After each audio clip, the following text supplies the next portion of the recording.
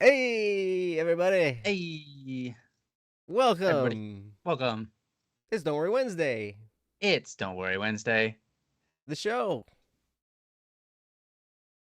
Oh, I thought you were going to keep going, man.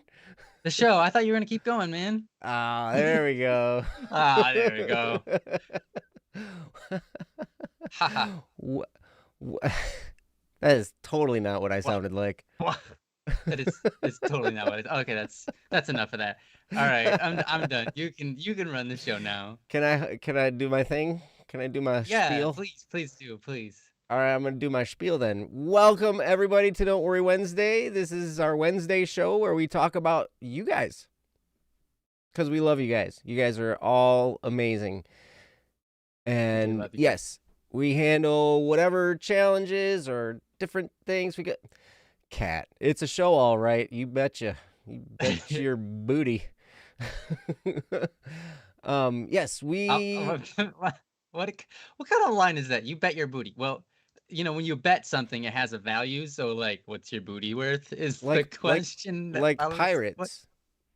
Yeah. It's usually bet Oh, your that kind bottom of booty. dollar. Booty is in pirate booty, as in like Pirate money. booty. Yeah, that. What were you That makes thinking? way more. I Your, don't where know. was your brain at, man? I was wondering What what is kind of, going on? I thought they're talking about physical body parts. Oh my. You bet your Oh booty. my. Ryan. That's where your bottom dollar is, right? No. If you have it in your back pocket in your wallet, it's on your booty. My wallet is never in my back pocket. I never mine either. It's my inside coat pocket. I bet my chest, left rib. You bet your boot. That's right. It could be boots too. Oh, booties. Like Dagger. BOOTI. I think you're right, Dagger Storm. Hmm. I think you're right. Ryan was thinking that. I was totally thinking butt. Fasheezy. Yeah. Booty. Well, all right. you don't bet your butt, you bet your booty. Okay. All right. Continue on with your spiel. Perfect. Yes. This is Don't Worry Wednesday. This is the show where we talk about your guys' stuff that's going on in your lives. Fantastics. Fantastics. Cat, I don't think I want your boots. I don't think they'd fit me. Well, maybe they would. I don't know. I guess I don't know what your shoe size is. I don't even know what my shoes is. Cheerio. Anyway, yes. This is Don't Worry Wednesday. I've said it like so many times. Don't Worry Wednesday. It's Don't Worry Wednesday. This is Don't Worry Wednesday, sponsored by Don't Worry Wednesday. Insert your if you work for a company when you have the power to sponsor us, insert yourself here. I'm sure you would like to, with how fantastic the show has gone so far. Where we've been able to basically announce that we Don't Worry Wednesday, and that's it. Think of it. Sponsored by Don't Worry Wednesday. That could have been you. Uh-huh. Said that many times. Cat's gonna sponsor us. Yay. Thanks, Cat. This is our show, sponsored by Cat. Everybody thank Cat. Thank you, Cat. Thank you, Cat. Yes. Anyway, yes, this is our show where we talk about anything going on with you guys. If you would like to submit a topic, you can do so at don'tworrywednesday.com. Princess has the link there in the chat. It's also in the description of the video. Or you can type it into your thing, wherever you put your URL, https://don'tworrywednesday.com with no apostrophe. There are no apostrophes allowed in a URL. If you try, then it probably won't work all that great. Yeah. Yeah, but you can go there, click the submit a topic button, and a cool little side menu will come over. Whoop. You can fill it in. And we'd be happy to handle your topic. Or since you're here on the show with us, you can feel free to post it in the chat. We will also accept them that way. And yeah, we are not professional therapists, licensed counselors, anything like that. When we're not a substitute for professional therapy. In fact, a lot of times we might recommend professional therapy. It's a good thing. But we just want to be your friend. We want to help in any way we can. We want to offer you love and respect and good feelings and friendship and, yeah, that kind of stuff. Because that is quite important. I have learned through different times when I've gone through therapy myself that one of the most critical things is to also have a support group of friends, and we want to do that in any way we possibly can. And yeah, that's it. What do you think, Ryan? Sounds great. Sounds great. Yep, that's what we do. That's what this is. That's how we roll, man. Yeah. It's cool. Like Yes. cylindrical bacon. Like cylindrical bacon. Isn't that sausage? Yeah. Maybe. Depends on how the sausage is made. Bacon sausage. Bacon sausage made purely of bacon or belly fat. What was it? Yes, bacon is taken from the belly of a pig, right? I think so. So if you had sausage purely made out of pig belly, then you could have sausage or cylindrical bacon. Mm-hmm. Sounds good. Yeah. Let's do it. Very wet and greasy, I guess. Mm-hmm. It's glorious. Yeah. Glorious. Well, my name's Joe, and Ryan is with me. He goes by Static P. Yep, my name is Ryan, aka Static P, and Joe is with me. Mm-hmm. Yep. And also with us is Princess. She basically runs the show for us. She does all kinds of great stuff. She handles all of our topics. She reads our topics. She keeps us on track if she can. You know, she sends us messages saying how much longer we've talked than we should have. And, you know, it's great. She really keeps us on track as best she can. We're not always that great. No, I'm sorry, Baka. Wait, why does your head hurt? Was it something I said? Was it all the things I said? I think it was cylindrical bacon. It was my fault. I'm sure it was my fault. Oh. I'm sure it was. Yeah, that's okay. I'd eat it. I take the blame for most things, especially those things which I didn't do. But this, I think I actually did. Sorry, Baka. Then get rid of your head. That's not nice. Thank you. You know, that's funny, Kat, because I almost said the same thing to Saule. He said, what if we have life going on in our stuff? And I was like, well, just to say no to life. But that's an intense statement. So I just stopped it at just say no. Just say no. And he can take that wherever he wants, but I was going to say more, and I was like, wow, that's going in the wrong direction. That's great. Anyway, all right. So we have a bunch of topics that we can handle. So we're going to get to it. We're going to get right going. Yeah, let's do it. Yeah. So I'm going to run through the list of names. If you hear your name, then let us know you're here. We'd be happy to do your topic. And yeah, so here goes. Sparrow, Nihilus, Wandering Soul, Logan, Meowlado, Baka, Anonymous, and Shark Jelly. Whoa.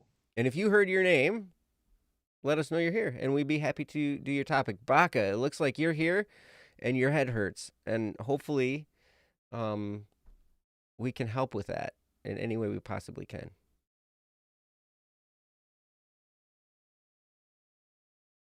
Wait, you heard your name? Yeah, when you were introducing me earlier. Yeah. I'm just following the rules that you set. You know, you said say something in chat. I did. So I'm just putting it down there. All right. Yeah, right. I like the name Shark Jelly. I was like, that's cool. It is cool. It is cool. And I'm apparently getting a message from the ether that says we have one from Ash that's almost ready to go. So Ash, we'll put you on the list as well if you are here. So man, don't everybody jump at once. Baka, I know I've seen you here. Are you still here, Baka? Maybe not. Give us a quick little... Baka, did your head hurt and you left? It's a chance. Maybe. He heard cylindrical bacon and his head started hurting. And hey, you're here. Okay, cool. Awesome. Well, I think we should Cool. start with that one. Let's do it. You want to? Yes. Princess, do we have your approval? Which topic is it? Baka's. Okay. It's called Yes. excitement for exercise turning into fear. Yes. And I will get the topic all set on the screen there, and then then I will put it on the screen like this, and then Princess can read it. So Princess, whenever you're ready. An exciting, jeez. An exciting urge to push myself to get into shape is slowly turning into fear that I'm pushing myself too hard for change. I have a great want to get into a better habit of exercise, yet the unfavorable weather conditions are postponing the start. With the long wait for better weather, the urge of wanting to start is growing into fear of pushing myself too much into change. From Baka. Well, thank you, Baka, so much for the topic. Yes, I can definitely understand that. And yeah, unfavorable weather if you're planning on exercising outside. And I think I remember from your previous topic when we were talking about exercise that running was going to be one of the key ingredients for that. Yeah, so I understand. And sometimes fear overtakes us when we're, in that anticipation of starting something. It's almost like when I think of something, when I think I need to be doing something, I need to start it sooner than later, or else I'll talk myself out of it. I'll get fearful. I'll start to think in terms of, all the things that are bad that could happen.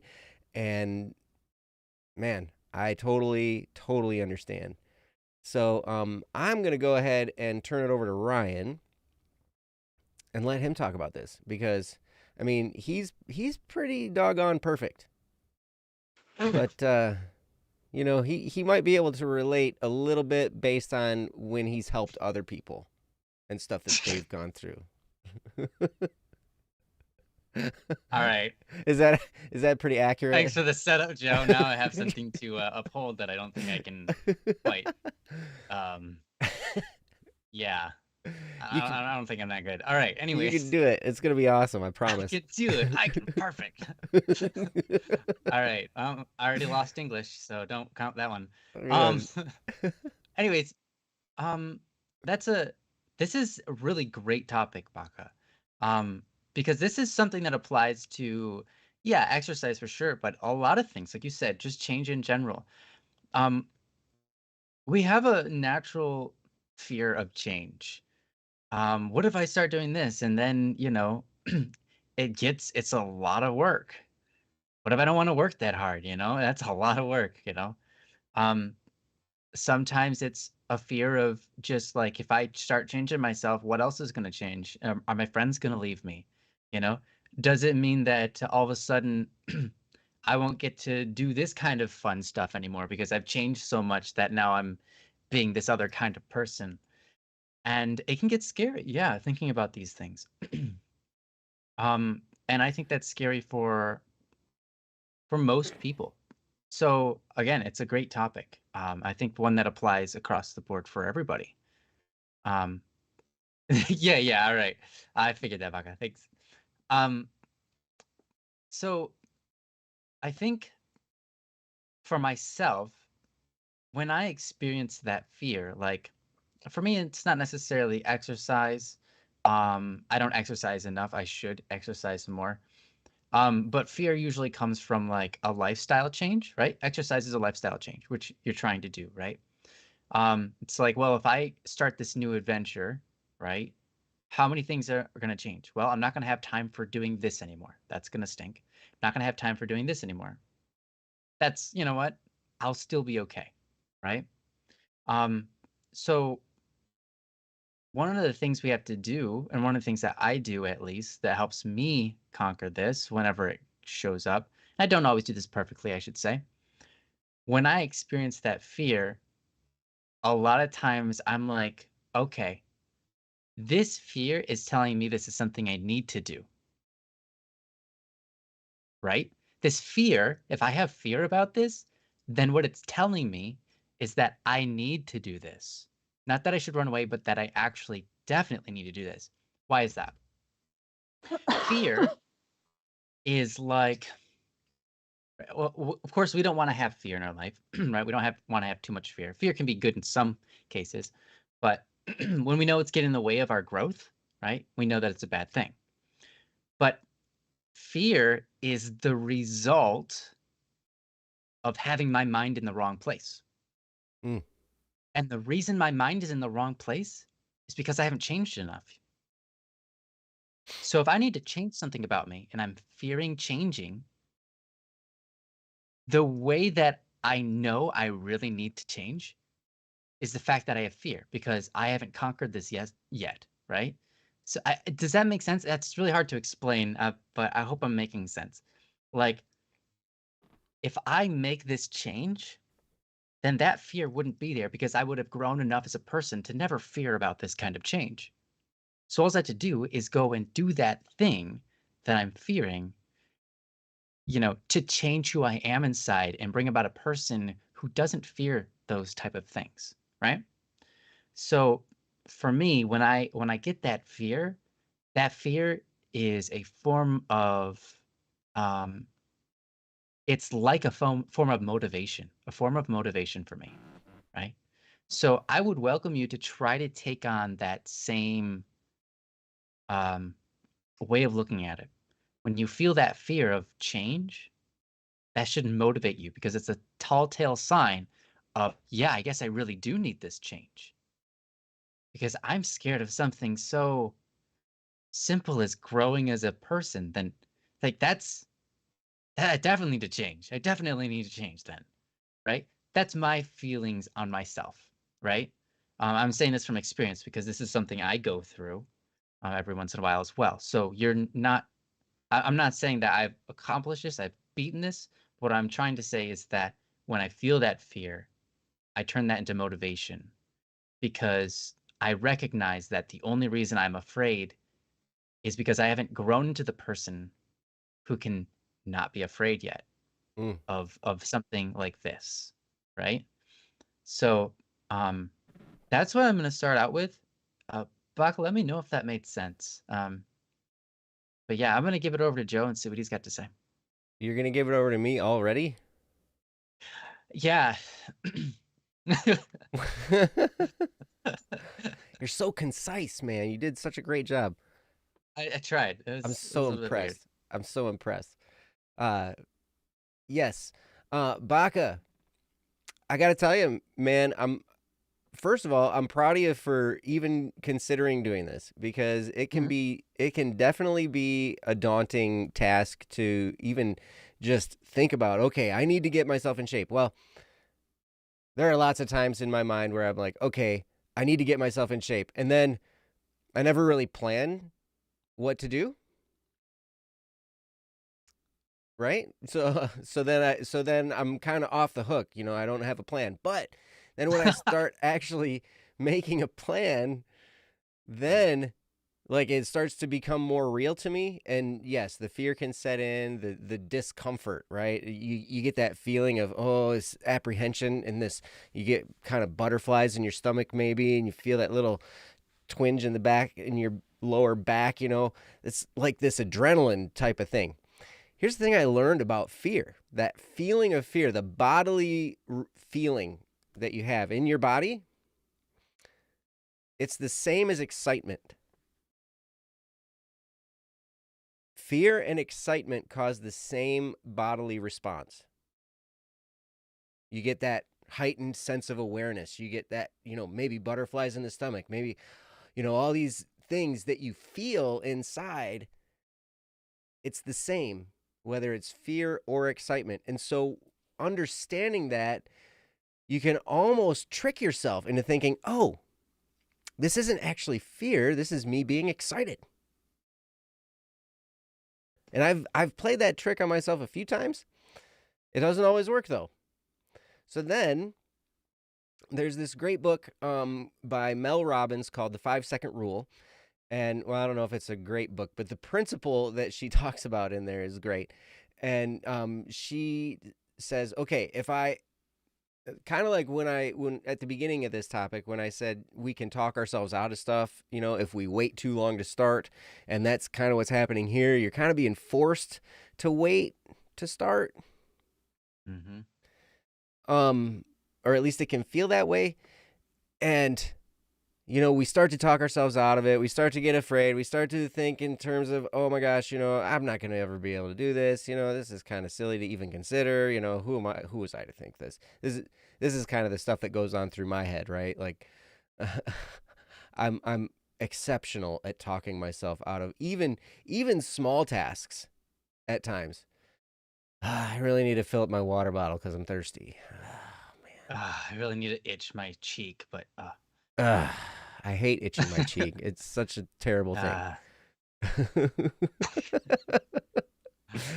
No, that's just me. That's just me being lazy. I'm like, nah, that takes too much work. I just don't feel like it. I'm hungry. I need to make a sandwich. No.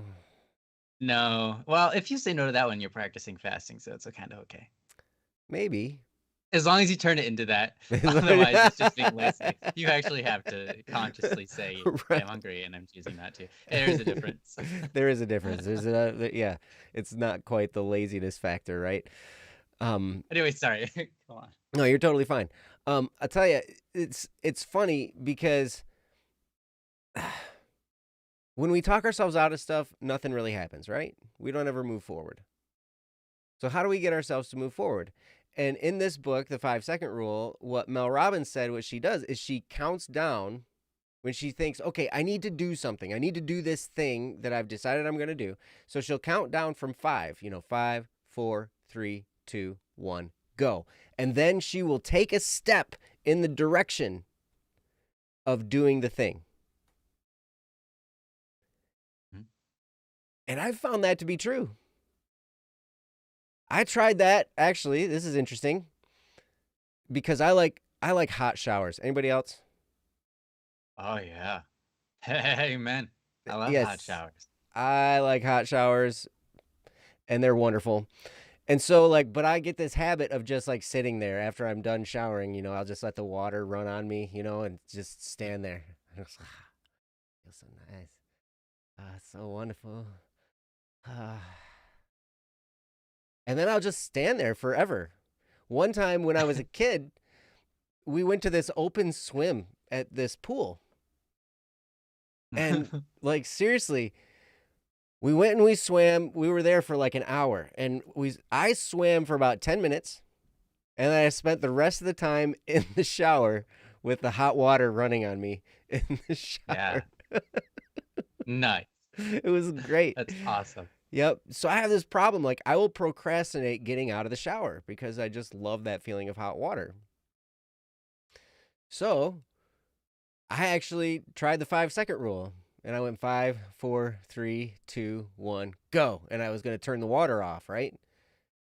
But I didn't actually turn the water off. And I decided that in that environment, it needs to be a 10-second rule. That's hilarious. That's just how it has to be. So these are some things. But one thing that I've found to be especially helpful in this regard, when you are, fearing doing something, when you're fearing getting started, remove as many obstacles as you possibly can. So if you're planning on working out, one of the recommendations, if somebody has a gym membership and they're going to go to the gym, and they're going to go after work or before work or school or whatever, right? Pack your gym bag the night before and your gym shoes, whatever you needed, right? Pack it all up the night before and put it next to the door. Seems like a really simple step, but it can make a huge difference, right? I work out at home. And so what I will do is I will set out my workout clothes and get all the stuff. I have workout timers and different things, and whatever exercise stuff I'm doing. I get that all set up the night before. And then that way in the morning, because I generally work out relatively close to first thing in the morning, I usually, drink water, take my vitamins, have some coffee, do some reading and meditating, and then exercise, right? But I have everything set up and ready for me to just start doing it. I've removed the obstacles of getting my clothes out of the drawer, of getting my workout on my screen in front of me, getting my music set up, getting all that stuff, right? I have it all ready for me. So then I don't have to jump through a whole bunch of hoops before I start. Does that make sense?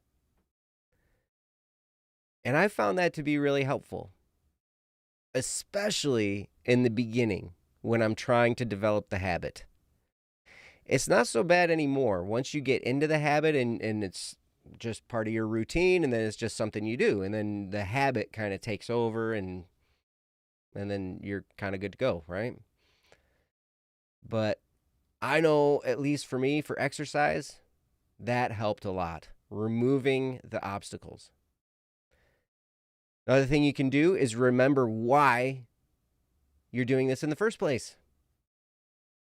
If I remember correctly, you were trying to do this so you could, was it because you're going into police academy, I think? And there was a certain fitness level that needed to happen in order to get there? And so you can just remind yourself of that. For me, when I was way out of shape and I first started working out, I first started to develop this habit, the reason was because I walked up a flight of stairs and I was winded. I didn't run up the stairs. I didn't skip stairs. I just walked up these stairs at a normal, regular, casual pace. And I got to the top of the stairs and I was like,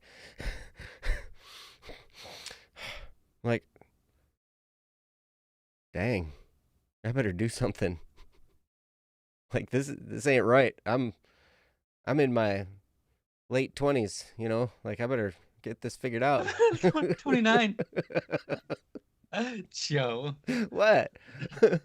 That's funny. I've been in my late 20s since I was born, man. That's just where I'm at. Okay, just where you're at. But yeah, those are some things, man. Remember why, remove obstacles, and you can do the 5, 4, 3, 2, 1 and just start. One thing I would recommend, if you can work out in your home, I would recommend looking up Igor Voitenko. Or hybrid calisthenics. Hybrid calisthenics, if you're a beginner, might be better because he goes through a lot of entry-level beginner push-ups, beginner, all these kinds of different things. There, Princess has the link there. Hybrid calisthenics. If you and all of his stuff is free, so you can just follow along his videos and you can get started. And it's all stuff that shouldn't require any equipment at all. You can do it right there in your home, and you can actually get a routine started while the weather's still bad outside, and you can get the ball rolling. So I'm going to turn it back over to Ryan now and see if he's come up with anything else to say. Oh, and that next workout, that's Igor Voitenko right there. I've learned a lot from these guys because that was always my goal. I want to work out at home. I don't think this should cost me money. I don't want a gym membership. I don't want equipment. I don't want to spend all kinds of money and have a bunch of stuff. I just want to exercise. And they helped me get there. So anyway, back to you, Ryan. Awesome. Yeah, I was just gonna say what Joe just said last. If you want to make sure this doesn't turn into a fear too much more, just start doing it. And I realize the weather is not in your favor, so do what you can at home while you can. There's nothing wrong with running in place. Mm-hmm. It's maybe not exactly the same, but it's maybe not as entertaining or as freeing as going for a walk or a jog or a run around the block, that there's something nice about moving and then changing environments while you're moving because you're, running down the road and now there's different trees. Oh, there's a nice looking house. Oh, I didn't notice on that house before, and then it's freeing, it helps your mind kind of let things go and you can start meditating while you're mid-run. Mm-hmm. A lot of joggers, they they spend a lot of time, it just because they have like, they run for or jog for like 40 minutes, an hour, sometimes 2 hours, like depending on the jogger. And and they have a lot of time to think and they just think about stuff and it's good, right? And so I have a deep appreciation for people who do that because it's almost like forced meditation. So it's a beautiful thing. Now, jogging in place, it's a different scenario. It's not it's not the same. You probably won't meditate as much, but you might. You could try it out. One thing I always do is whenever I'm in deep dialogue with myself or even someone else on the phone or in prayer, I pace. I walk around the basement, and you could try to run in your house, but probably not enough room. So but even just pacing back and forth, walking, and thinking about stuff can be a great attitude changer as well as a great physical changer. So I think that you'll conquer this. But I believe Princess had something she wanted to say on it. So I'm gonna get out of her way in case she still has things she'd like to add. She does. I promise. Yeah. Okay. One of the big things that I've noticed as a pattern as you've come to us with these is that it's very focused on the weather. Mm. Why are you letting the weather stop you? And I'm not saying that to be offensive. That's not my point at all. But when you encounter a problem, it's like a hurdle. You can sometimes jump over it.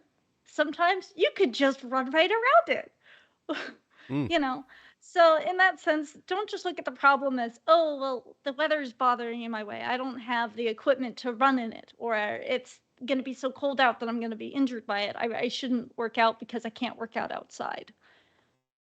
And in that sense, obviously take all of what they're saying about the fear and all that, but also looking at it from a problem standpoint, you can either solve the problem by having the weather change, or you can solve the problem by removing the problem out of your equation. um, as we mentioned, there are plenty of workouts you can do. There are even, I've watched my mom, she turns on the TV, has her bike stand up, she bikes indoors because she loves to bike. It's better for her than running. And she bikes for hours watching the little screen that either has times on it and has a little different imagery, So if you want to work out, just find something that works for you. And you don't have to worry about being on top of it every day. If you fall or you stop, I've experienced that in my path to working out, which has been, I spent, a while, and I spent 2 weeks and I got on it and I was on it, and then I got a little bit sick and then I totally dropped off of it for a month. And Wait, just were you today were you and sick for a whole yesterday. month? No, I No. wasn't. I was sick for maybe a fraction of it, but it got me off my schedule. And then I was like, well, maybe I shouldn't. And then, so I let that kind of rule over that when I shouldn't have. But, I faltered. I didn't do it for a month. And now I was like, you know what? The carpet looks really nice today. I'm gonna work out on the carpet today. So, I mean, a lot of it is just doing it. A lot of it is if you find a problem, like, hey, maybe this workout's too tough, then modify it if you can. Like if it's push-ups, if those are too hard, then you get on your knees. If that's too hard, then go as far down as you can and don't worry about going all the way. Don't worry about being perfect. Just worry about putting in effort and doing the best that you can. You say, I have the issue of incentivizing myself to run, so I often go running at like 10 p.m. in the rain or snow because I didn't run the previous day or earlier that day. Well, you can do that. There's no problem with not having a particular schedule, but like, you also don't need to, you don't need to push yourself so hard that you're running in dangerous conditions either. But again, if you're incentivized to run, why is that? What's driving you? What's helping inspire you? And then figure out ways to do positive reinforcement of treats to get yourself into a habit. It works really well with college students. You tell them there's pizza at a place, they'll show up. And eventually showing up enough, they'll actually get interested in the content, they'll do it, and they'll join, and then all of a sudden they become president of the club. Not always. Just a disclaimer. But, the point is if you need to find incentive, then figure out what incentivizes you. Whether that's, hey, I want to get on my computer and I want to game, or hey, I really got to get that, something done, or I really want to talk to this person. Maybe put that as like a, hey, you got to work out, or you got to do a quick jog, or you got to do some jumping jacks for 10 solid minutes before you can do that. Find things to incentivize you. I don't know what those will be. Sometimes that might be food. Sometimes that's activities. Sometimes that's, hey, you need someone to be like, hey, I want you to help hold me accountable and cheer me on and say good job when I've done it and ask me if I haven't, even if I know that means that I might be like yes and not be totally honest and guilt me back into doing it. Okay. Sometimes you're not honest, but you should be honest, and it's okay to be honest too. I'll tell you that. I know I'm not always I have a very bad track record of that with my parents, which is why I don't have my parents hold me accountable for it. Because as a kid, let they you would lie to say them enough so. where now you okay. My sister was a bad influence of that, but I also. All right. But anyway, regardless of me being in the wrong, the point is, it's fine. Find ways to incentivize yourself. You don't have to just do it because you just naturally get motivated. As we've talked about before, you make motivation happen by doing things and then getting that feeling from it, of, wow, look, I've gotten results. So, I found that with HIIT workouts, which I think there's one other resource. I don't know if it's still recommended by Joe, but what, HIIT Academy? I recommend, yeah. Yep, that works. I've enjoyed V-Shred. Technically, I know that costs money, but I found it really helpful because it's a person who's encouraging me. They're somewhat difficult workouts for me because I'm just not that much in shape, but I found them very encouraging because, again, it's only 15 minutes of my time.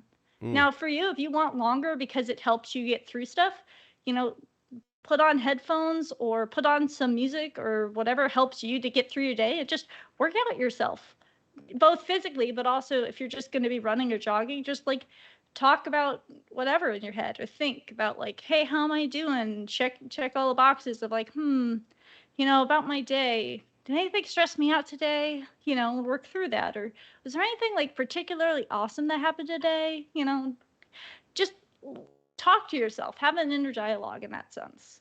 Or you can have it out loud if you've got the space and are not afraid of others being near you and overhearing you and being shy about that. But anyways, that's mostly what I've got is that, don't let obstacles be problems and feel like you can't find a way around them. I know it's easy to have tunnel vision and be like, okay, here's what I'm going to do. This is my plan.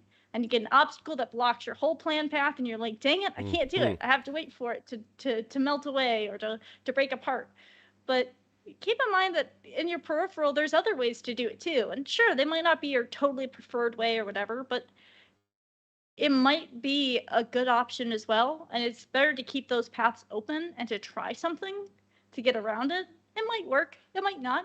It might take a bunch of efforts. It might take a lot of failures and a lot of successes. But you can get through it. And a problem can usually be solved some way. Whether through, trying to find a different way around it, setting up different goals, or accepting it is what it is and pushing through it. And probably other things that I haven't mentioned. But I'm going to turn it back to the lovely guys. The lovely guys. We are not the lovely ones here. That's right. Our loveliness is but a mere reflection of your loveliness. Yes. I just want to say, Baka said, I have been doing small stuff indoors, including my physical ed class, but it's just the fear to start the large stuff. And that's totally understandable. Like I was saying before, I get that fear. I understand it, and I wrestle with that from time to time as well.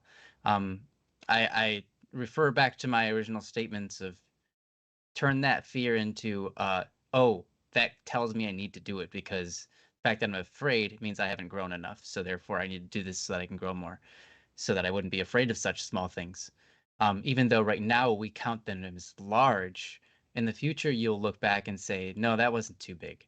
Because time passes and you look back at your life and you say a lot of things, it's not that big of a deal. So one thing that I would recommend right now to you, Baka, is this. I think this is my final statement for conquering this fear of starting the large stuff. Ask yourself what exactly it is that you're afraid of. What is that thing that's going to be the consequence of starting this large stuff that you're afraid of? Find out exactly what that is, what the root of that is in your brain, why it's a problem. And once you figure that out, then just you've got your reason to do it. Right? Like I said before, you're afraid because you count it as large because you're scared because you haven't grown enough yet, right? It shouldn't be that large of a problem. And I don't mean to say that like, oh, I'm not in your shoes, so I can't say it's not a large problem. To you, it is a large problem. I recognize that for sure. It is. And I'm not going to say that your problems are insignificant. They're not. You have valid views. But I want you to search inside to see what exactly is it that you're afraid of. What's the consequence that you're afraid of that makes you feel this way? Then when you figure that out, attack that. And that might be through learning self-control, examining yourself and starting to go in one way of virtue, or whatever. And if you can just find out what that is, then you have your reason, like I said, to do it. But anyways, that's what I've got. I'm gonna go back over to you, Joe. And hey, also hi guys, welcome. Klazmir and welcome, Christiana. Welcome. Yeah, that's it. Please. Huh? Klazmir. How do you say your name? Klazmir? Klazmir? Maybe? Probably Klazmir. Yeah. And Christina? Is easy. Mm-hmm. Nope. No. No? It's Christina, yeah. Oh, okay. Christina. There's a saying I heard a long time ago. Do the thing you fear, and the death of fear is certain. So like Ryan was getting at the beginning. Straight E sounds like sheep. Klezmer. Nice. Oh, okay, thanks. All right. Yes, do the thing you fear, and the death of fear is certain. So if you actually do the thing, you won't be afraid of it anymore. There was a story about, I think it was Navy, guys in the Navy. They had to jump off of like a 10-meter platform or whatever, like a super high platform, because they had to get used to just in case they had to jump off a ship. And so they had to like learn this, and they weren't going to drown in the water. They knew how to swim, all this stuff, right? But some of them were just really scared to jump off there. And some of them would freeze. They'd just like stand up there and they'd freeze and they wouldn't do it. And so eventually what happened was somebody would push them.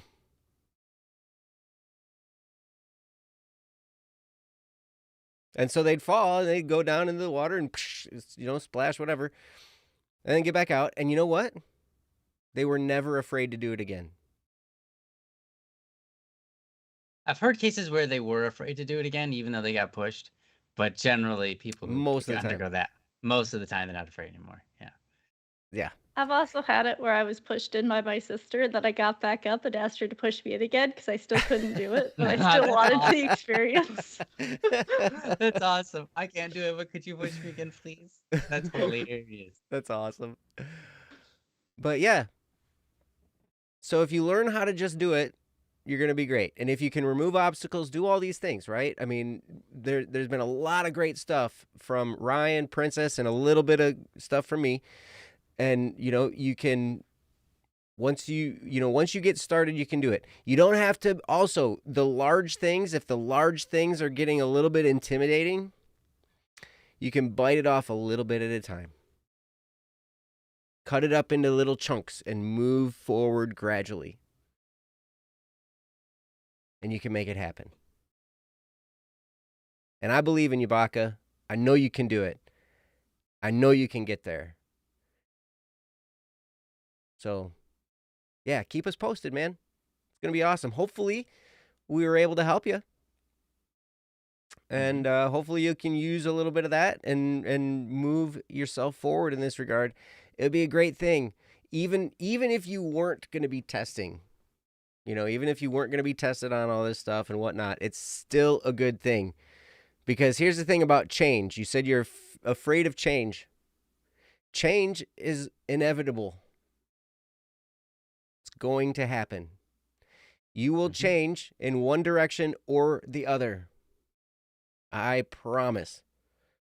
So I would you recommend get to the better choose. direction. Yes, you get to choose. If you decide to do nothing, the change will generally be in the negative. For some reason, the world is set up that we have to work for the good things that we want, the good changes. So, but you totally can do it, man. I believe in you. I'm sure Ryan and Princess also believe in you. Princess is nodding, I think. For sure. I can't really see her. Let's see. Man. Yep, there she is. Yep, she is nodding. I told you. Her longest nod ever. Yep, that was it. So anyway, thank you so much for the topic, Baka, and yeah, keep us posted. We love you. Yeah. Thanks, Baka. And with that, we'll move on to another topic. What do you think? Yes, please. Let's do it. All right, let's do it. I'm going to go back to the list. It's going to be great. Actually, I'm going to reload the list really quick. So talk amongst yourselves.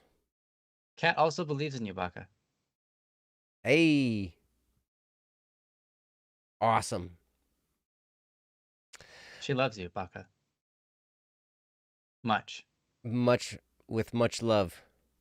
Mm-hmm. And at least she's not nodding off. Oh, talking That's about true. Princess. Well said, Chad. That's great. All right, so here is the list. We've got Sparrow, Ashride, Anonymous, Nihilus, Wandering Soul, Logan, Meow, and another Anonymous, and Shark Jelly. And if you heard your name, let us know. Give us a what's up with your mom and dad in the chat, or a dab, or a heart, or a you're amazing, or I'm amazing, or whatever. When I said I'm amazing, I don't mean me, I mean you. You could say Joe's amazing if you want, though. It's fair game. You can. You're allowed to say it. Yep. It'll be Allowed a to tell the topic truth of here. debate amongst others. No. There's no debating. No debating. If they don't believe so, their opinion is wrong. Wrong opinions. Wrong opinions. I have never had a wrong opinion. I have. Yeah, me too, actually. I always thought it was right. Yeah, right? You think it's right when you think it, and then you're like, wow, I'm an idiot. When you don't. When you figure out that, yeah. Yep, you learn the truth of the matter, and you're like, oh man. Mm-hmm. Oh wow. Oh, Christina, you're awesome. Thank you. Thanks. Yeah, Thank you we're so glad much. you're You're here. awesome. Mm-hmm. And hopefully we'll have more and more of these topic videos coming up on.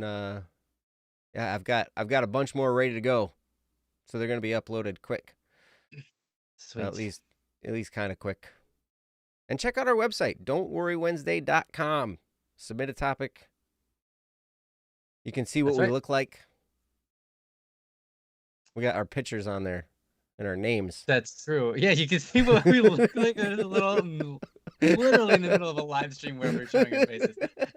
You could go there to the website and see what we look like. Face reveal. Hey. My gosh. I love it. Nice. Peach mango scented candle was a good buy. Hey, that sounds way better. You know what's funny? I saw a scented candle one time called Harbor Breeze. Ew. I was like, okay, like so that's going to smell like dead fish, diesel, and exhaust. I think and so. Garbage. Harbor Breeze? Yes. Like, it would make sense if they were like, ocean breeze, right? They say ocean breeze. If you're on the ocean, it still has a smell to it. It's kind of funk, but it's not as bad as in harbor. Mm-hmm. Harbor's, yeah, like you said, it's going to smell like city. It's going to smell like oil and stuff, and then it's going to smell like dead fish all at the same time. That's a funny idea. Yeah. It didn't smell like that at all. It smelled like something else. But oh, I'm sure it did. I'm sure it had some weird arbitrary smell that has nothing to do with ocean. You can't even smell water in the first. Yeah, what, you gonna put your face down there and sniff? Yeah, I don't understand. It's a good way to drown.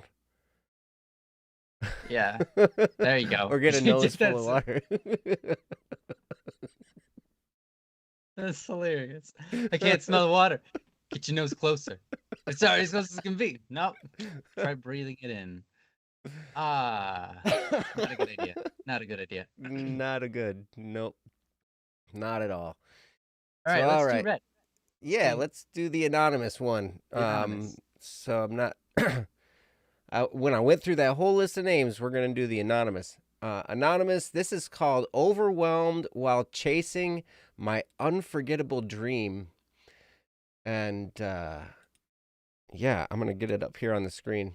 It's gonna be cool once I get it there. You're gonna be amazed. It's so psyched. Just you wait. See that there's words on the page, and I know it's gonna be so cool. Words are conformed one or more letters. You're not even gonna believe it. Your brain's gonna be great. Your brain's gonna be so hurt because you'd be like, wow, how read cylindrical bacon? What is this? Cylindrical bacon? Cylindrical bacon. It's great. All right, so here we go. Princess, whenever you're ready, you can feel free to read it.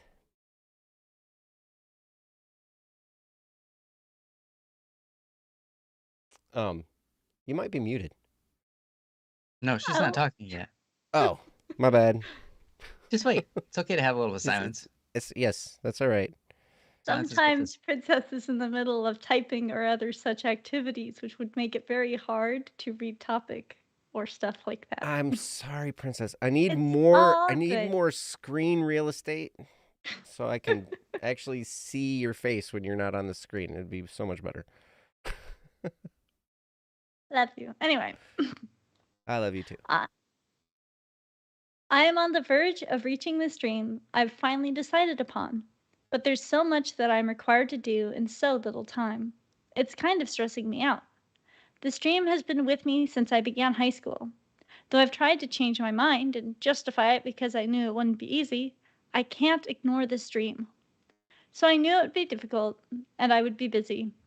But I feel like every time I go to remind myself of the next step, I can't help but think of the other 50 steps I have to be taking. Mm-hmm. Like I mentioned, I only have a limited time, less than a month. I've tried to remind myself to take things step by step, but I just can't help but feel like everything is hitting me all at once. From Anonymous. Thank you so much, Anonymous. This is a big deal. Whoa. You've only got a month left, sounds like. And you got a lot to do. And I'm not exactly sure what the dream is. I'm not exactly sure what the goal is.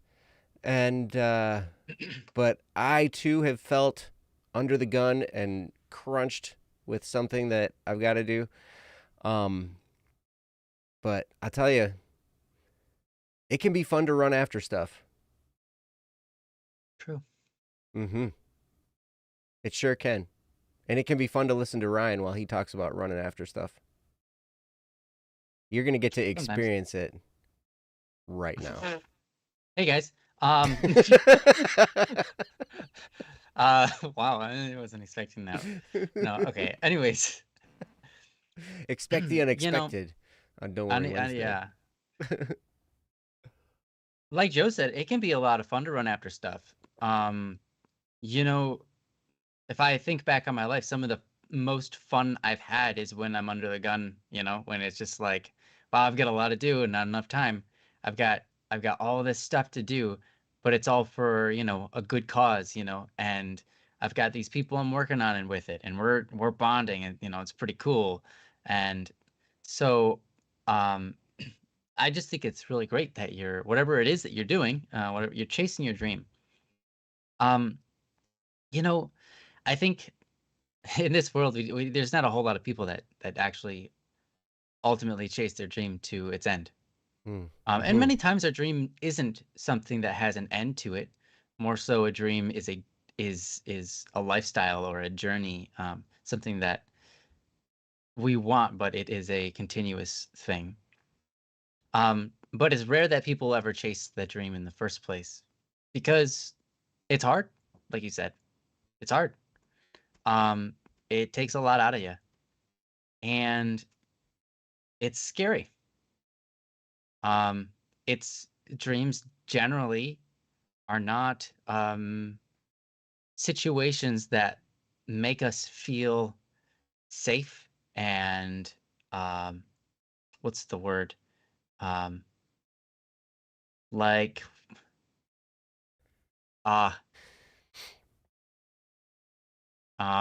shoot, I hate when this happens. I forget words. Anyways, yeah, it doesn't make us feel safe. Because dreams, you have to do things that other people haven't done, and you got to pave your own way. So it can be very difficult. And dreams are usually those things which you have to do from scratch, right? Maybe there's people helping you, maybe there's not, but you got to start from scratch. You don't generally build off of other people's stuff when it comes to real deep dreams, like this. So, it's secure. Yeah, secure. Thank you. Security is the word I was looking for. Thank you, Princess, for typing that in the private chat. Security. Yes. Dreams don't usually give us security. But one thing I've said many times before, if you've been to these streams before, you probably heard it. We weren't put on Earth for our own security. We weren't put on Earth for our security. Security isn't what you want to chase after. Dreams often defy that. Dreams are often something that leave you relatively unsecure during the process, but at the end of them, maybe you have security beyond what you would expect or what others have. So it's a great thing. I just want to applaud you and say it's awesome that you're chasing your dream. I'm proud of you because as humans, what are we put here for? There's a various number of answers for that, but I think we have dreams for a reason and we should chase them the best that we can. And even if we don't achieve those dreams, we become better people. Generally speaking, if you have a dream that is for good, is good-natured, even when you chase after it and at the end of it, time's up and you don't achieve it, right? You still end up a more good person because you were chasing after something that was good, right? And so I think it's great. And I say this to encourage you and to help you keep on track because like you said, it's natural for us to go, okay, take things one step at a time. That's the best route. Just, okay, I can do this, therefore I'm going to do this right now. And then whenever the next step happens, then I'll put my mind to that. But it's natural as human beings to go, oh, now I see the 500 steps, the other like 500 steps I have to do that are just like, there's so much. How can I possibly ever finish? So how do you stop your brain from doing that?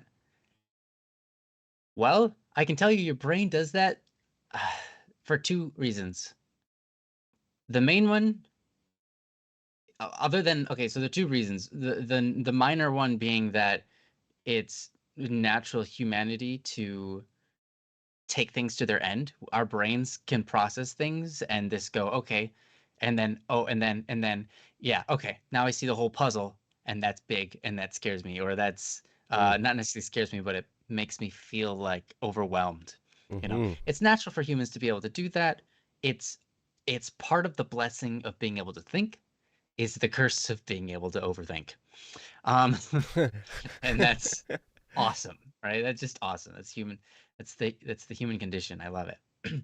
But the other reason is the one that you can control. And that's not easily controlled, but it can be controlled, and it is out of habit. You think of these things out of habit. So likely, since you've been alive, you've had the habit of looking over an entire project, figuring out all of the different things that have to be done, all of the steps, and then attacking it. And then because you know all the steps, your brain keeps on thinking about these things. It's a habit to think about these things while you're in production mode, right? So how do you get rid of this habit of thinking about these things that you don't need to think about while you're in production mode, right? How do you train yourself to think differently? It's a very hard thing to do because it's almost like in order not to think about it, you have to think about it because you recognize that you were thinking about it and now you had to tell yourself not to think about it. It's impossible. It's impossible. It's impossible to change this habit by thinking about it. There are some habits out there that you can change your habit by starting to think in new ways. And I think that this might be one of them, but trying to stop yourself from thinking isn't going to work. It isn't something that you can do, right? If this whole time you've been trying to go, oh, there's that thought again. No, don't think that. And then you can continue. Ultimately, the only thing you're doing is you're creating a habit of telling yourself not to think, and it's not going to work because it just isn't. Just Because I'm isn't. thinking about not thinking. Yeah, it just doesn't work. Well, And I you're know thinking that. about not thinking about it, which Yeah, just brings right. you right back to it. Which makes you think about it, right? You're thinking about not thinking about it and makes you think about it. Yeah. So it's not something you can do. It doesn't make sense. There's no logic to it. So what I recommend is creating a new habit, right? Creating a habit that stops you from thinking about the other stuff. Okay? And I think you're already on the right road.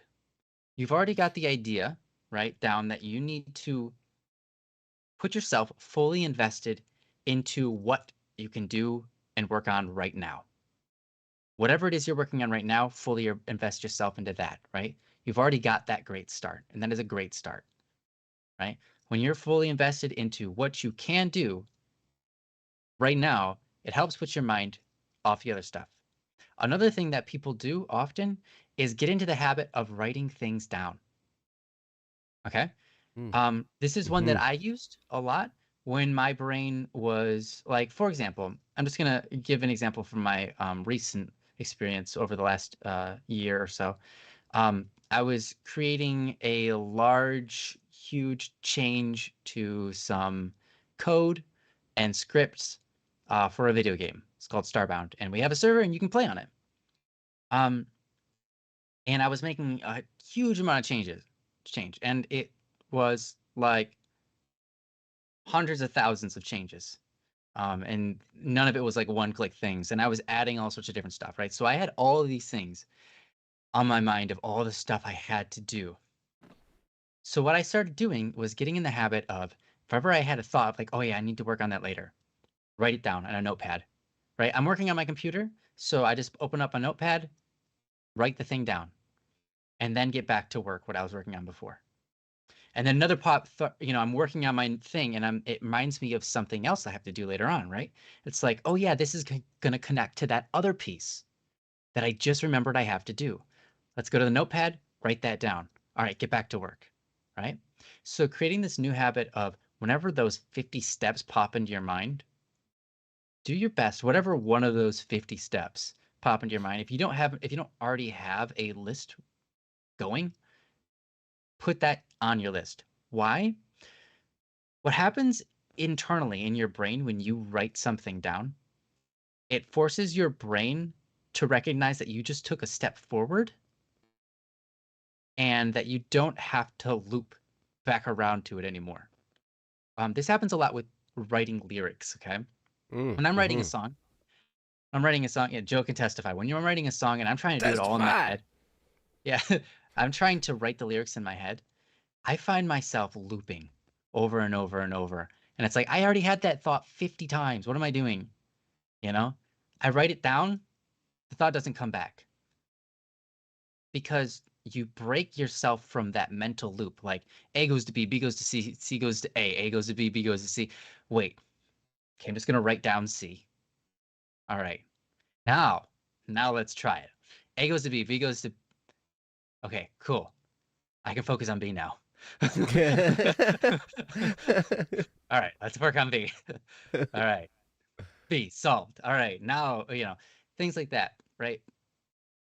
And it just puts your brain in forward momentum, right? If you're in a loop, you're doing nothing. But if you get some forward momentum, your brain starts moving forward, right? It's the same thing as when you begin to pick one of the 50 things you have to do and you pick one and you start working on it, right? Now you've got momentum in that.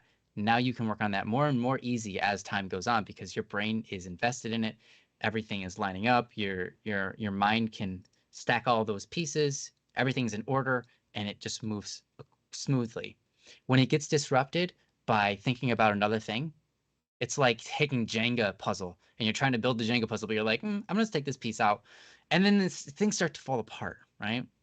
So you need to just write those things down, get them off of your mind, and then go back to work so that your disruption from your workflow can cease, right? Another thing you can do to help yourself, and this is a lifestyle change, this one's a big one. But what's happening is when your brain thinks about those 50 steps, you're intentionally distracting yourself. Your brain is intentionally working against yourself because it's worried, right? You have a lot to do to achieve this dream, whatever it is, and it's worried about it. And it's not easy to just tell it not to worry. So your brain is going to purposefully try to trip you up because it's worried, because it's afraid. And so maybe it wants you to give up. Maybe part of you just wants to give up. Maybe part of you is thinking, I can't finish this anyway, so why am I even trying? I don't know what it is for you, but a lot of times our brains, we have programmed ourselves to purposefully distract ourselves. And when you think about all those other 50 steps that you have to do, you are distracting yourself. So a lifestyle change that you can incorporate is to work against distractions. Whenever you see a distraction in your daily life, try not to indulge. So that can be things like the television. You're walking by a room, you hear the television, something's on that really triggers you, you take a look, right? Distraction. Just say, yeah, that's a distraction. Whenever you see a distraction, point it out, call it for what it is. That is a distraction to my greater purpose in life. That right there, that's why it's a lifestyle change. It's a big one, right? When you start calling things out for distraction to what you're created for, what you're destined for, what your dream is, your higher call of humanity, like these type of things, like this is a distraction from that beautiful thing that I want. It's hard, but I want it, right? And that is a distraction. Point it out, call it out for what it is, and cease to indulge. Walk away, and carry on anything else that's probably more, related to whatever your dream is. And if you can change that notion of self-control to be able to control yourself over distractions, I can't guarantee that your mind won't come back to every once in a while going, oh yeah, I have all these other steps. It will probably still do that from time to time. But when it thinks about that, it will not be a distraction for you. Instead, it will just be a, oh yeah, that's right, I do have to do that. Okay, continuing on, sort of thing. It will be like, oh yeah, that does relate to the other thing. Yeah, I definitely have to remember to do that. And then you get back on to task, right? You maybe write that down and you get back on task. So it's a lot about this habit. And how do you change this habit of allowing yourself to be distracted by this 50 extra steps you have to do and worrying about it? There's no easy way to just say, don't worry. It's Don't Worry Wednesday. And I realize that's what the show is about. But the reason it's run for so long is because it's so hard to just say, yeah, don't worry, because Right. it's a lot easier to said than done. Uh-huh. It's a lifestyle change. And so that lifestyle might not bear fruit for the first week, but it might.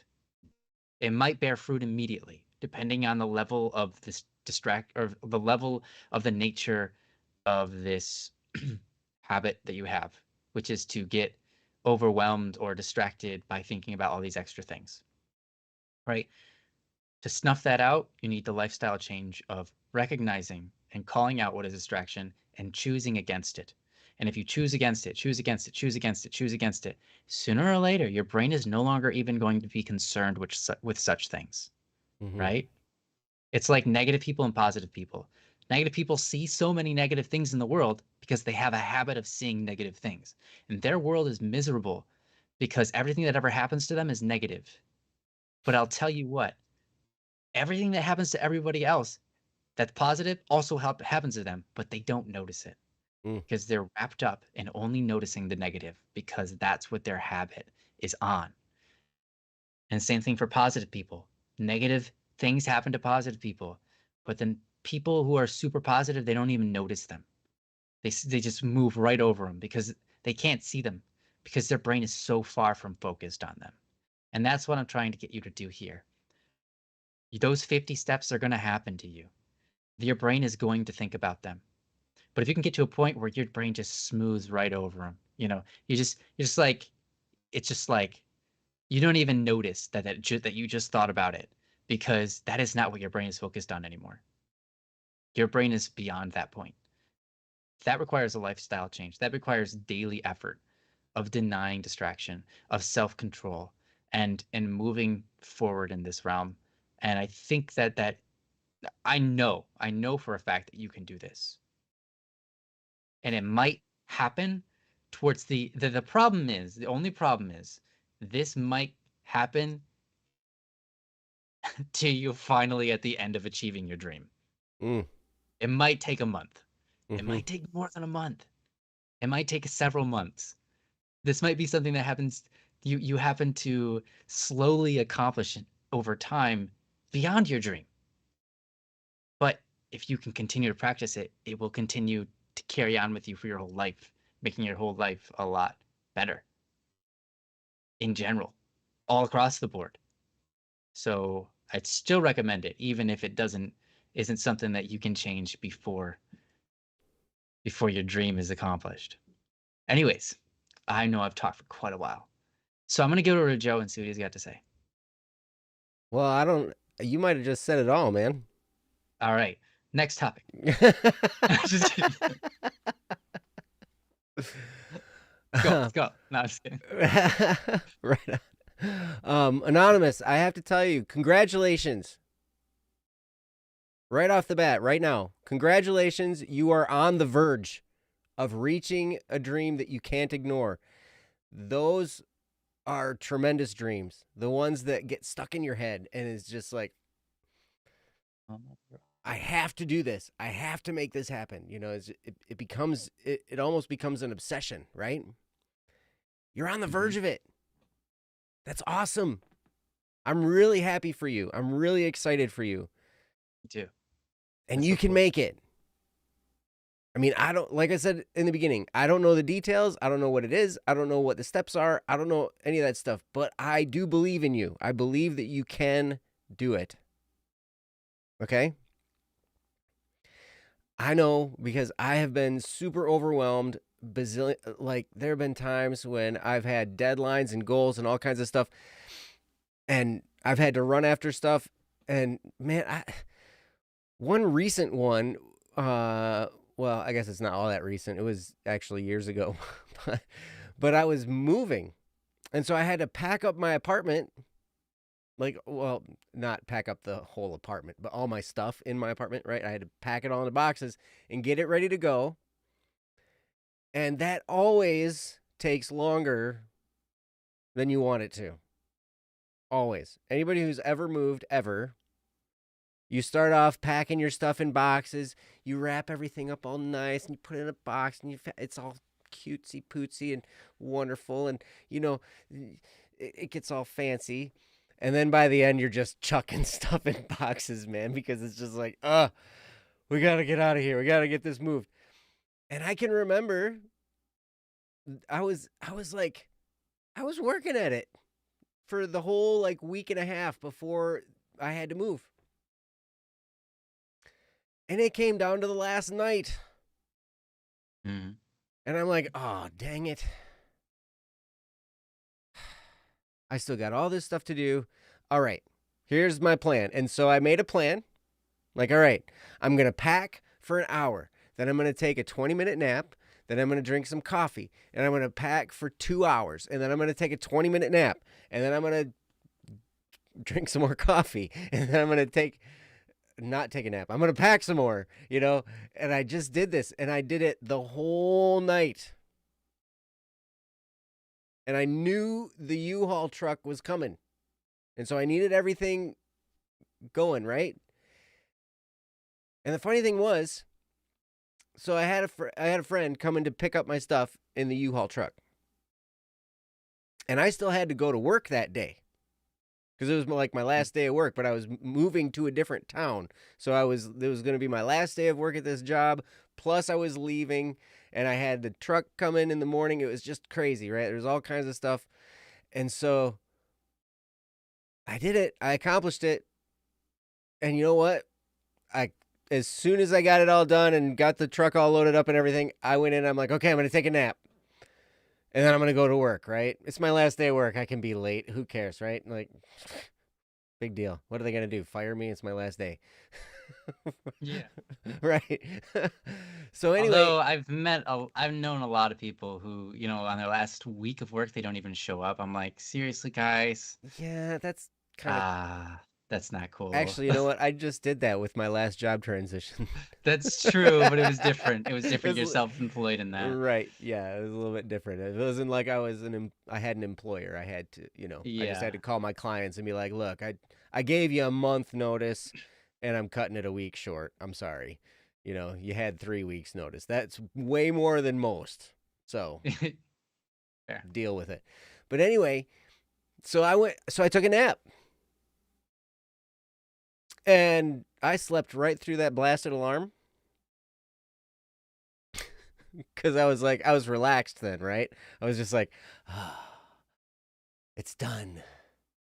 And then I was like, oh, I got to go to work. And I went to work, and it was like, my work day at that point started at 8 a.m. and worked till 5. I got up, and it was like 2 in the afternoon. I was like, whoops. And so I went to work, and I got there at like 3. So I'd have like another 2 hours. And the funny thing is they had set up this huge like going away party for me for my last day of work. I felt really bad because everybody brought in food and they left it out, and like all this stuff it was amazing. Most of it was eaten by the time I got there. So they're like, hey man, you didn't show up, so we ate all your food for you. And I was like, hey, that works for me. I'm sorry. I felt really bad, but still, you know, we got a little bit of time there. But that's good. The point is, sometimes you cut it down to the wire like that. I had another time I was writing an orchestral score for my high school orchestra. when I was a senior in high school. I had written a song on piano and I arranged it for orchestra, and I was writing it. So I talked to my orchestra director about this. I'm like, hey, I got this song. We can play it. It'd be great.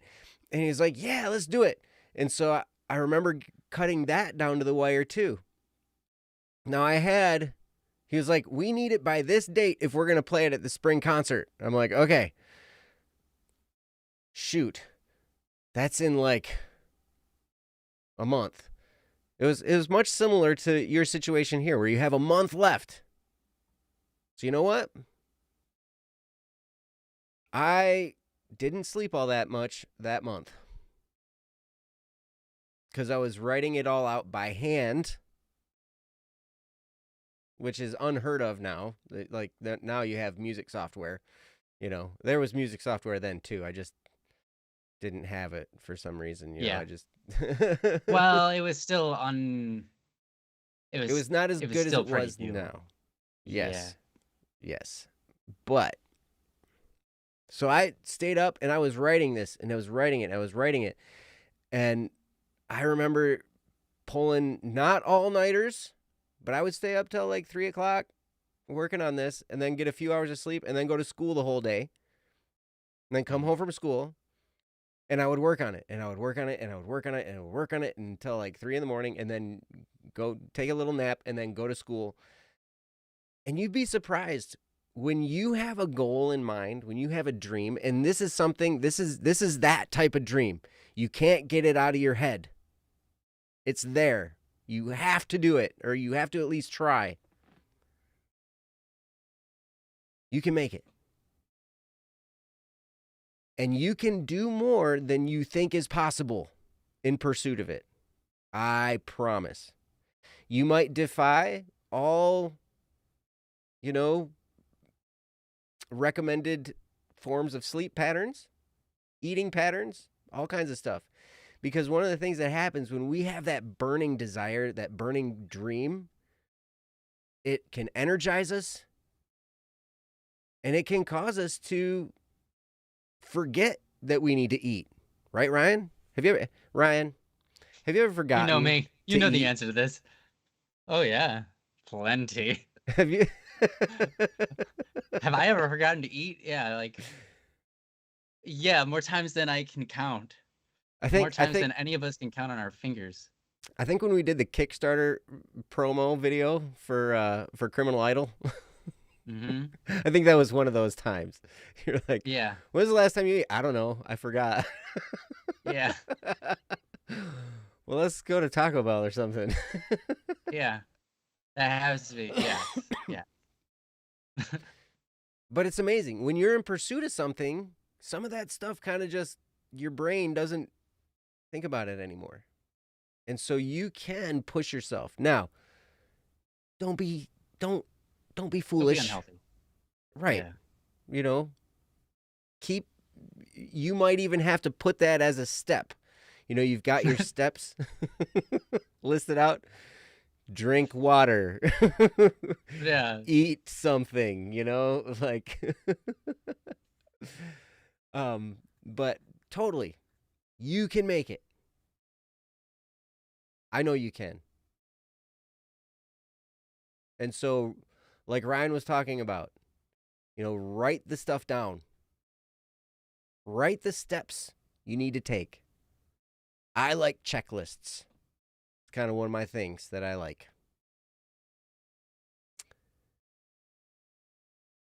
I kind of like them. You kind of like them? I kind of like them. They're not my, it's not what I do, but they're all right. Yeah. Yeah. It's the same functionality as what I do. Yeah.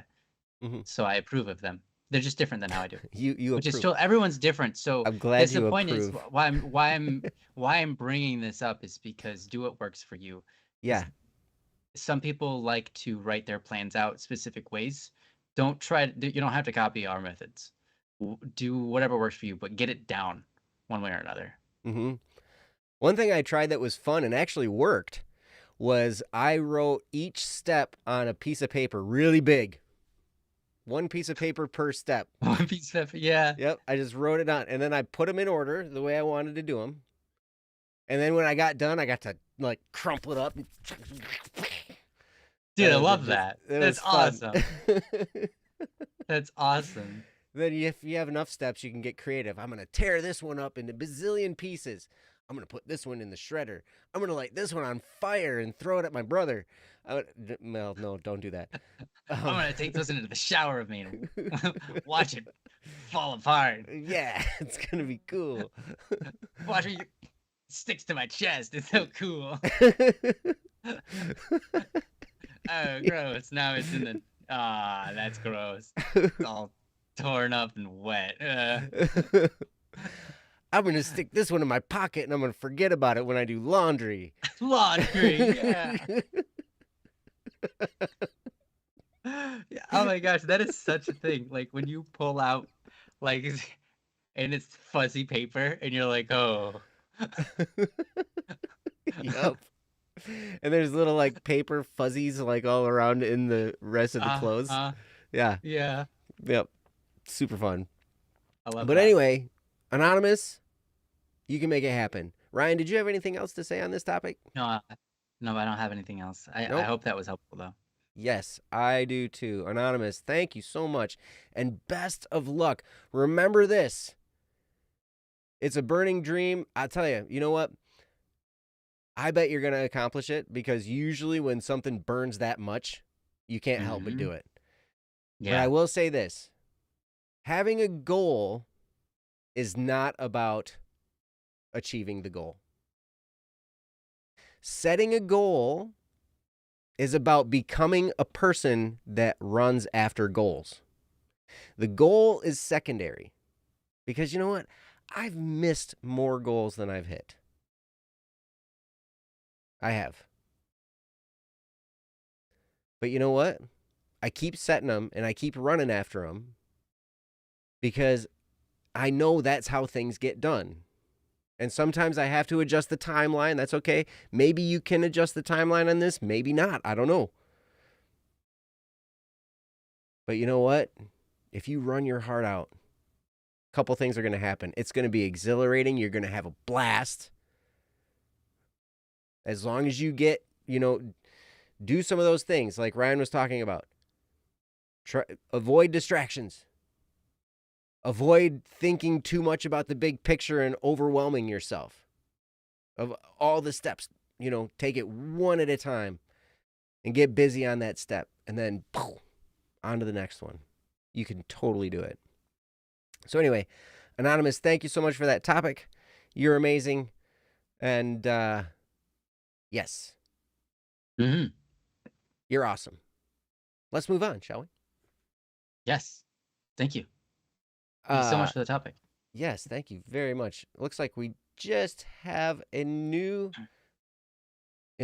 we have an important anonymous topic that we should cover. And it came in very, very recently. Wow. And it looks like it's time sensitive, so we're going to go ahead and do it. How about that? Let's do it. Yeah. I am on board. All righty. So, Anonymous, thank you so much. And we're going to do another anonymous topic here. This one is called Education or Family. Did I make the wrong choice? Ooh, this sounds like it's going to be interesting. Mm-hmm. Very interesting. Oh, let me get it. I'm going to get it all fixed. It's going to be great. Just you wait. You got this, Joe. I'm going to do it. You've got the power. That's right. Dance now. Okay. All right. I'm going to put it on the screen, and Princess can read it whenever she's ready. So, Princess, have at it. Question. Oh. Whenever you're ready. I knew it. I even lipped that. I love you. I lipped it before you did it, Joe. I was like, he's going to do it. Question. Was it a bad choice? Background. I am put in a situation of need to make a lot of choices. And I'm still wondering if I might have chosen right. I am under education. One I have been fighting to get over the last decade. But now I'm only 2.5 years left. And yet I'm also to become a dad this summer, but the mom-to-be, she's neither lover or girlfriend, is living on the other side of the world. She is strong, and I know she can do it without me. She has even told me she can do it without me. So I had the feeling that it would work with me finishing my education before I moved across the world. But she wanted me to drop the education and just move. Leave family, friends, and life behind just to be with her for the baby we have yet to know if would become a baby. So was I wrong for choosing to finish the education instead of just giving up and be there daily for a baby, but never be able to get my education? From Anonymous. Great question. This is one of those that digs right at the core. We might go over our show time on this, but it'll be worth it. But Anonymous, I understand. I understand your pain. I understand the second guessing yourself. Did I make the right choice? Sometimes it can be so hard to figure out. But one of the best things I can do is have Ryan talk about it. Because Ryan's awesome. It is one of the best things I can do. So okay, sure. One of the best things you can do, maybe, yeah. But then again, there's something better you could do, and that is, your time to cover it. You just say whatever comes to your mind. Yeah, that'd be the best thing. Perfect. All right. Mm-hmm. In the meantime. Okay, fine. For now. Anyways, yeah. Anonymous, man. Geez. Wow. Here's what I have to say at first. It's super normal, super natural to question this, right? And in fact, I think it's really good. It's really, really good that you question this. Mm-hmm. It's very good. Okay? You want to do what is best, right? You want to do the thing that's best for you, and you want to do the thing that's best for your family. That's good. That's very good. It shows that you have a heart that cares, right? I think there are plenty of people in this world that would selfishly take up their education, and if this other person across the world said, hey, you're supposed to be over here with me, or hey, I want you to be over here with me, they would take a very selfish approach and say, you're wrong, I need to do this for me, and come up with all sorts of crazy excuses that makes them not responsible. Mm-hmm. Right? But what you're doing instead is you're taking responsibility. You recognize that there is a baby on the way. You recognize that this person has a valid desire for you to be over there, and that you're even questioning whether you should be where you are or be over there. What I'm trying to say is that you have a good heart, right? You have a heart that recognizes the value of others, as well as the value of self, the value of education, and the value of many things. The question ultimately ends with, I guess, not necessarily what's most valuable to you, but what is most valuable without argument. I suppose, there are things which are arguable. I can't think of the right word, but there are things which, what's the word? Anyways, there are things that we can argue is more valuable one way or another, and that's fine. Subjective, objective. Those are the words I'm looking for, objective and subjective. There are some things which we can objectively say are more valuable than others, and there are certain things that we can say are absolutely or subjectively more valuable, right? Education is super important, and what you're doing to educate yourself may result in a higher income to provide for this baby, right? Alternatively, this person and their baby are also very valuable, right? And that's not even, you can't object to that. Right? There's no case in which those people aren't valuable. Education can be unvaluable in certain cases, right? You might learn how to do the ABCs backwards, but it doesn't help you with anything, except for if you get pulled over and they do a drunk driving test and they say, hey, say your ABCs backwards, and you get out of a DUI because you said it backwards. All right. That's the only situation. It's the only situation.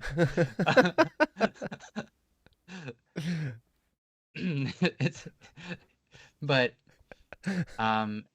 people, they're valuable no matter what. So I think the fact that you're questioning this makes you wise already. But it doesn't necessarily give you your answer. Here's what I'm going to start with. I think that there's a lot of answers to this. This is a very deep question, and it requires a lot of discernment for yourself, and it requires a lot of discernment for them, and it requires you asking them what they think about your discernments, your thoughts about things, right? You have to game plan with them and figure it out, because this isn't an easy matter. So by all means, obviously, don't just listen to what I have to say or what Joe has to say. We're going to give you our best. That's what we're going to give you. But ultimately, you are the one that has to figure out all the steps. And here's what I'm going to tell you. When it comes to success in this world, I've said this quote many times. I didn't make this quote. It comes from a very, very, very, very successful man who is responsible for Amazon, among other things. Joe, what's his name? Jeff Bezos. Yeah, Jeff Bezos. Bezos? I don't know why. Is it Bezos? I thought it was Bezos. Maybe it's Bezos. Yeah. It's probably. Yeah, Bezos bucks. Yeah, I think it's Bezos. Anyways. I read it. It looks like Bezos. Okay, Jeff Bezos. What? We're gonna go with both of them. Bezos. Bezos. Here's the okay. My brain just What happened to your brain? Yeah, okay. Here's one of the things that he said. A very successful person, and he said a lot of times in life, people are coming to him and asking him, how you're so successful, how do you know what to do? How do you know what the next big thing is, and you just do it? Because that's what it seems like is happening. Like, you know exactly where to go, and you go there, and you make it big there. And then, oh, this next thing, and you go there before anybody else is there, and then you show up, you make it big, and everybody else follows you. What's going on? And his response to that was, I never know where to go.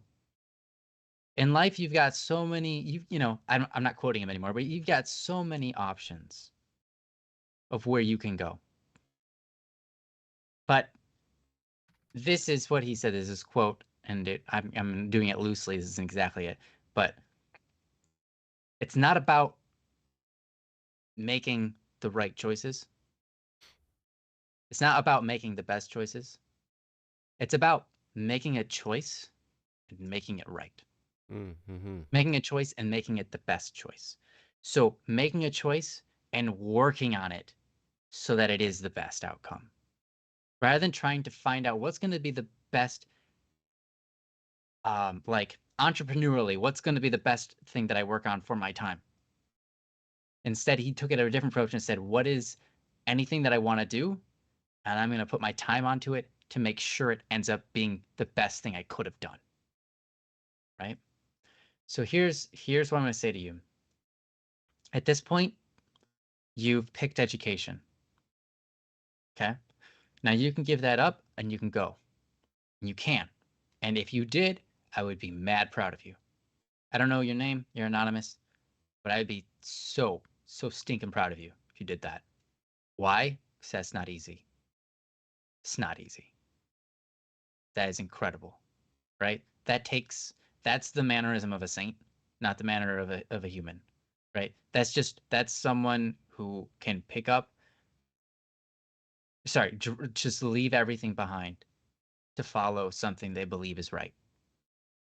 It's the right call, right? If that's what you think you should do, that's the choice you make, and you make it right. You make it the right choice. But if education is the right thing for you, if you think that if you strongly believe that this education is what's going to provide for your family in the future, it's something that you can do in a timely manner, and it's okay, and it's been agreed upon, and then you can show up and have your be with your child in your child's life in a year or so, a year or 2 or 3, and this education is going to help that out. If that's what you strongly believe, then you need to work on your education as if this baby's life lies on the line of it, okay? Mm. Because that's what you're saying with your actions, is that this baby, that your education, you're basically not saying that the baby's more valuable than the education, or sorry, you're not saying that the education is more valuable than your baby, but what you're saying is that your baby is going to have a better life because of your education. So you need to make sure that you have a good education, okay? So if you pick education, you pick that and you make it the right choice. Okay? That's what I'm going to say. And I want you to deeply ponder that, because I can't answer this question for you because I don't know what's right here. I don't know the best answer. I can try to tell you what I would do. Okay. Personally, I would drop the education and go for my baby. Okay? That's what I would do. All right?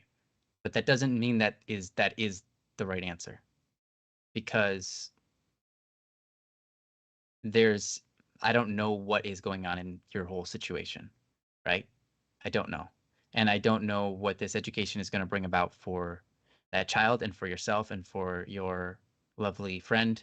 You said you're not a girlfriend nor lover, so obviously you want to do the right thing, and you're worried about that. And I want you to do the right thing too, because that's rewarding.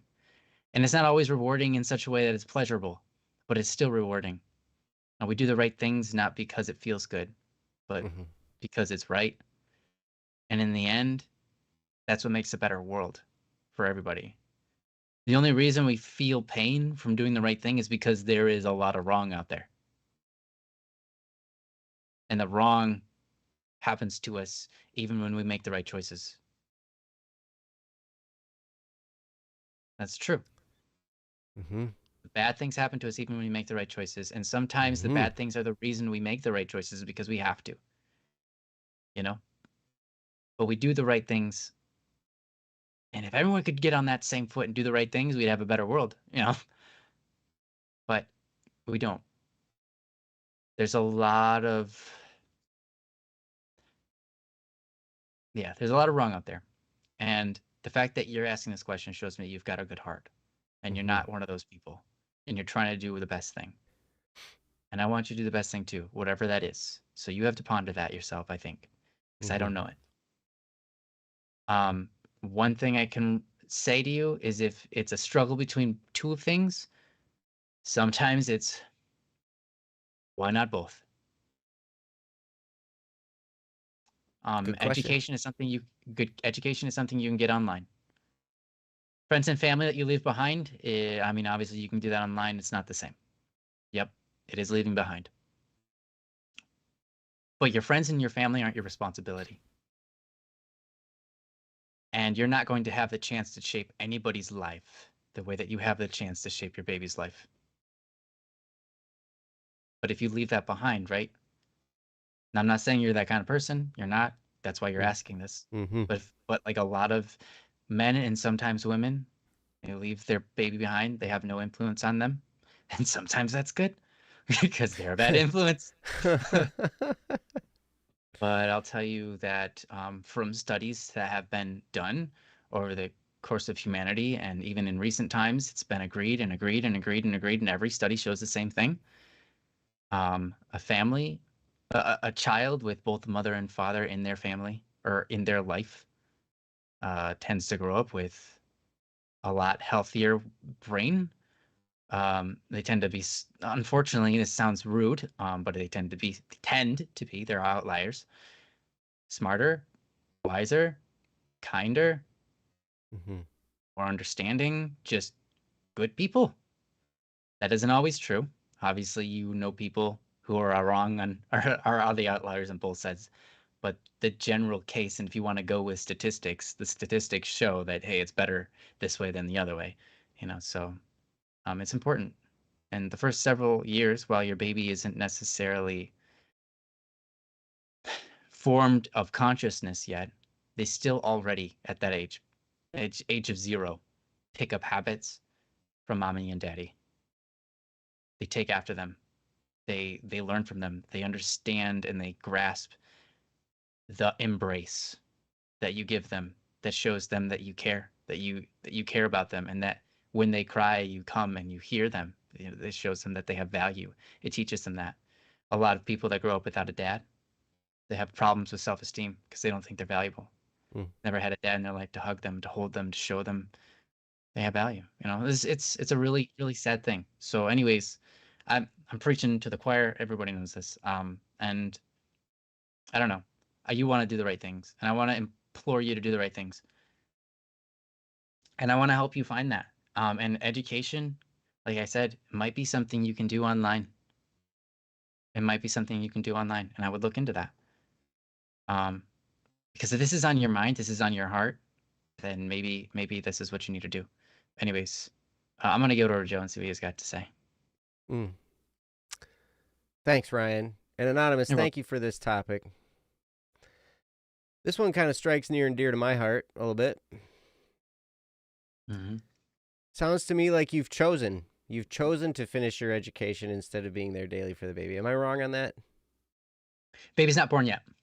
Baby's not born yet. It looks they have said so, yes. So was I wrong for choosing to finish the education instead of just give up and be there daily for the baby? So it sounds like it sounds like the choice was already made. But so I'm actually interested to see the outcome because I made the opposite choice.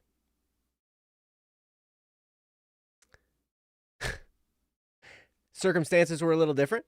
It wasn't across the world. It was like across the state.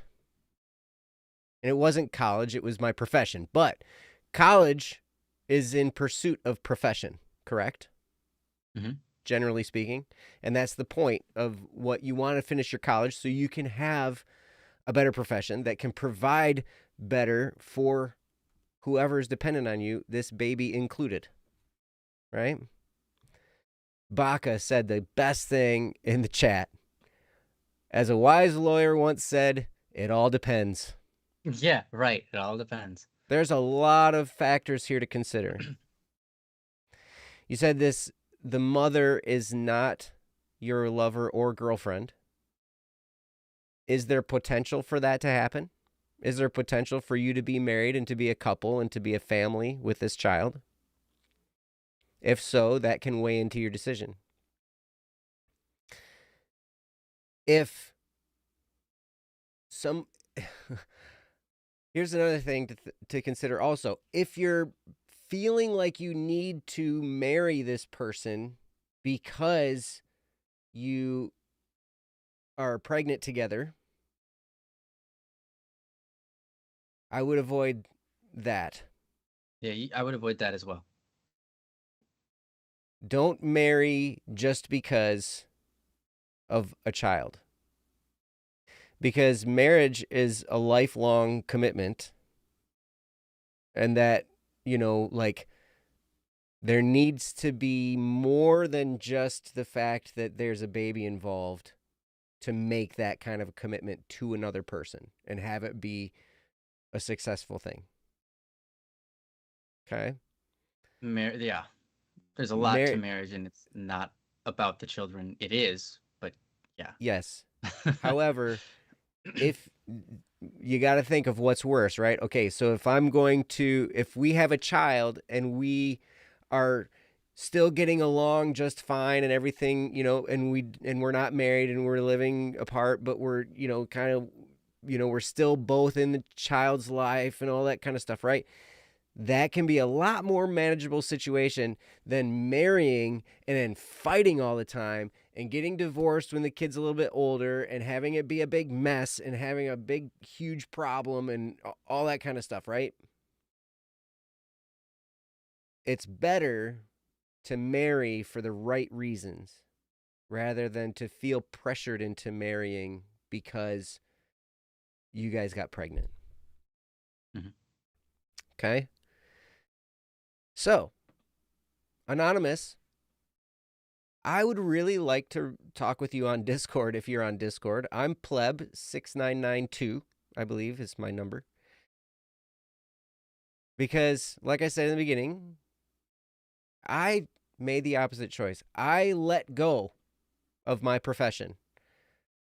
I had studied and trained to do this profession, and I had a fairly successful job at it. You know, I had decent income, you know, all this stuff. And I left it to go be where my wife and my newborn child were. And what happened after that? Because I left, I didn't have a job lined up. This all happened at the height of the mortgage crisis. You know, there were no jobs anywhere. The economy was in the toilet. There was all kinds of craziness happening. You know, it was just nuts. The life that followed has been a real struggle. I want to just let you in a little bit on the world of Joe. It's been a challenge, let's just say. Yeah. It would have been, well, I don't know. I don't know if it would have been easier or not, because there was some pretty strong determination to be in this area near family. And my job was not near family.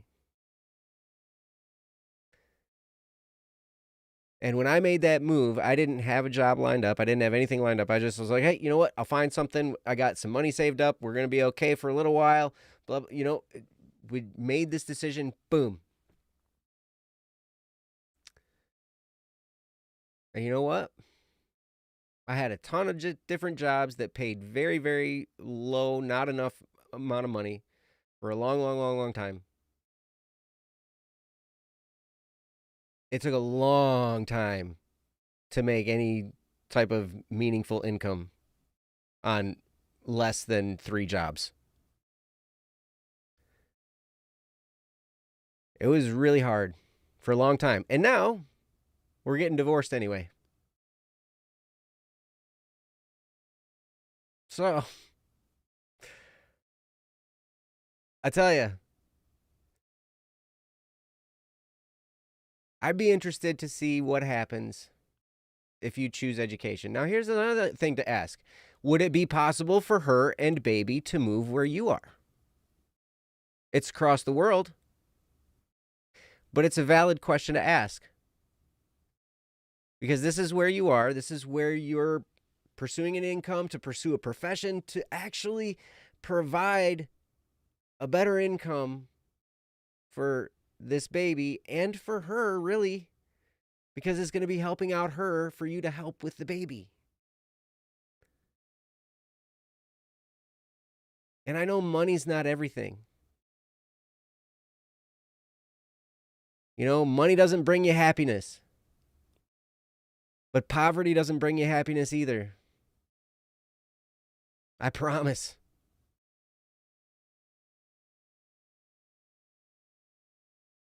So these are some questions to ask. And you know what? Like Ryan said, it doesn't matter what you decide. You make your decision and you make it right. Right? And you live the life that comes from having made that decision.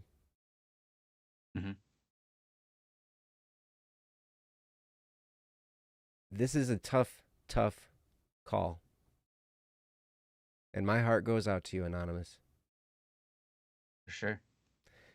when I think back over the years and I think back over the time, I'll second guess myself. I'm like, what would have happened if I would have just stayed? What would have happened if I would have just stood my ground and stayed where the profession was? I don't know. I don't know what would have happened. There's no way to tell because that's not what happened. We can speculate all day long, but it doesn't matter. Here's the thing, though. You're going to survive. No matter how hard it gets, you're going to survive. You're not going to feel like it's going to happen sometimes. Because, like Ryan said, and like we can tell just by the fact that you're asking this question, this baby matters to you.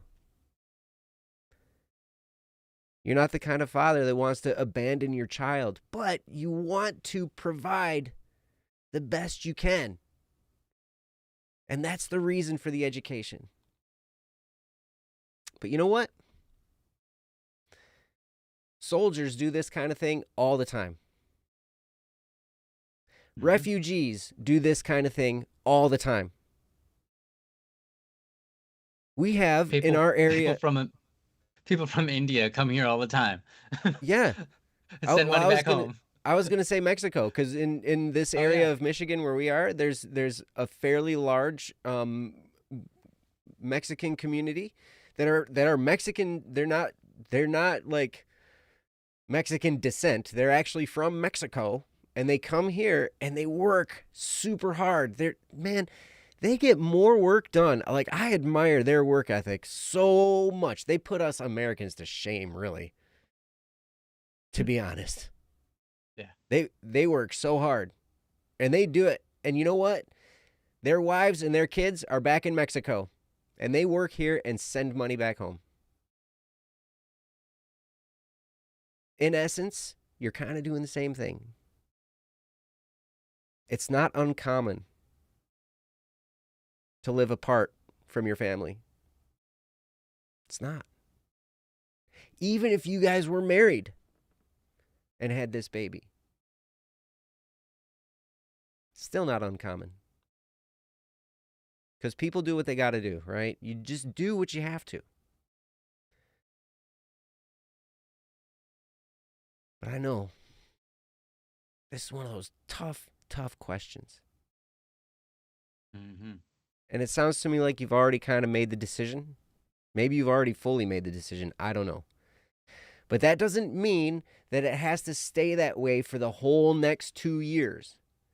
You have 2 years. Like, if you're staying there right now, depending on your course of study, depending on how all this works, depending on your situation with that school, whatever, maybe you have to stay at that school in order to finish this education. Maybe. Maybe not. Maybe like Ryan said, maybe there's an online option. Right? Maybe there's a way for you. There's another option maybe of potentially if you wanted to educate faster. My dad, when I was growing up, sorry to interrupt you, Jeff. Please, you're fine. When I was like, before I can remember, I was like maybe 2, 3, 4, maybe a little bit into a more memorable age that I can remember. My dad was working very hard in school. And he didn't have an education yet. My mom had gotten one, but he wanted to get one and he needed one for his job, which had been like, okay, we'll hire you, but you still have to get an education. As long as you're doing your education while having this, we will let you have that job. So he worked full time doing like 40 credits is what I remember, but he did like more than the allowed workload. He went to the dean of students or of stuff and was like, hey, I know that I want to do more because I want to finish faster. I know this is a ton of work. I'm willing to put in the effort. Please allow me to do this. And he got permission to do a lot more. It was a ton more work, and he was going between schooling, working, and sleeping. I don't remember seeing my dad a whole bunch when he was doing that because he had a ton of work to do. But he got it done so that he could work and so that he could get his education done faster so that he could then spend quality time with us. as his kids. So that's just another option I've seen out there. And depending on where you're at, what you're doing, and what's allowed, and what your schedule is, I won't know what that's like. You'll know what that's like. That's another thing you could do, is if 2.5 years might be too much time, or you know, with whatever you communicate with, you know, the mother of your child. I don't know your relationship, I apologize, but you know, you possibly could even make that a shorter amount of time to try and cover to be there sooner. It's another option you have out there, maybe. It's something you can always look at doing. I have the motto, if there's a will, there's a way. It's just the price that you'll pay. And it depends on what you think is going to be worth the most in the end. So I'll pass it back to Joe and Rye. Sorry for interrupting. Oh, you're totally fine. Thank you, Princess, for weighing in. Mm-hmm. It's hard. But you know what? Life is hard. Yep. So I would encourage you this.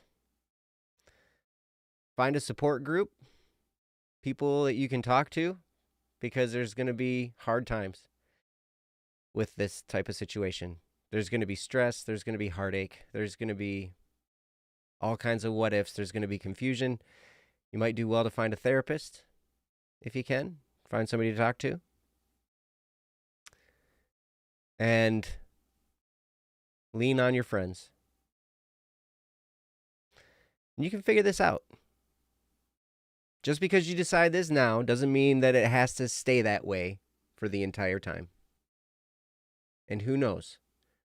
Maybe through this time period, you'll be able to develop a relationship with the mother of your child. And you guys can be a family together. Maybe. I don't know. It's definitely possible. But I'll tell you, it's kind of a defining moment. Yeah. Ryan, you got anything else? Just two things. One, you said, was it a bad choice? No. That's my answer. Was it a bad choice? No. You can make it a bad choice, but you could make going over there a bad choice too. I would say that neither option is inherently a bad choice, right? You get to make that choice and make it a good one. And that's basically what I was saying earlier, you know? But that was your question. Was it a bad choice? And I just want to reassure you and say, no, it's not a bad choice. You didn't make the wrong decision. In life, I don't know if you're religious or not. In fact, if you are, I would ask you to send me a message on Discord in case you're worried about maybe God's perspective on all of this, and I can weigh in on that side a little bit. But if you don't believe that there is a God above, or you know, that sort of thing, don't worry about it. But Princess will probably put my Discord link in the chat for you. There, yep, she did. Before I even said anything. Thanks, Princess. Yeah, you can send me a message on Discord, and we can talk about that if you're concerned, in any bit. But if you're not concerned about that, then don't worry about it. But I will say this. A lot of times in life, we're given many choices to make, and sometimes it's not inherent which one's the best one. And we can only make a choice. And I think that the choice you made, if this is what you decide to continue to stick with, is the right one. As long as you make it worth it. And if you decide that, you know, because 2.5 years, that's not too long. That's not too big of a deal. You know, 2.5 years will go by real quick. And that's okay. But 2.5 years to go by real quick in the other sense too. Your baby will be 2.5 years old. Mm-hmm. So, I think that, you know, until that 2.5 years goes by, if you decide to continue education, which is fine, one thing you could ask your I don't know how you want to call her, your friend, if she's your friend, I don't even know if she's your friend. You could ask this other person on the other side of the world, right, to FaceTime every once in a while with the baby present. Mm-hmm. Just so that the baby, because when they're one, they start to, like, when they're 0, they have face recognition. But when they're, they get used to what you look like. When they're 1, you can recognize that they very much recognize you, and by 2, they're already talking, and they're going, "Oh, hi, Daddy," even at 1 sometimes. Babies can learn how to talk real quick. It depends on the baby. Sometimes they learn how to walk at like 1 years old. Mm-hmm. Sometimes they don't learn how to walk until they're 2.5. Wow. So anyways, babies grow up quick. So I would recommend that you do something like FaceTime. Get the camera on and have conversations with them present.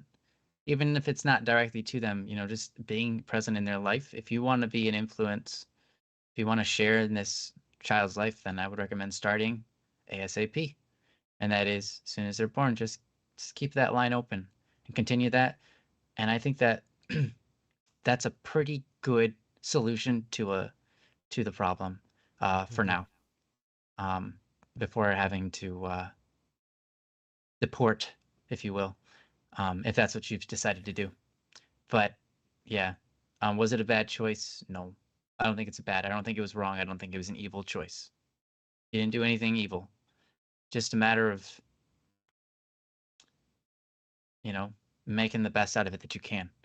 In life, we're given many, many paths.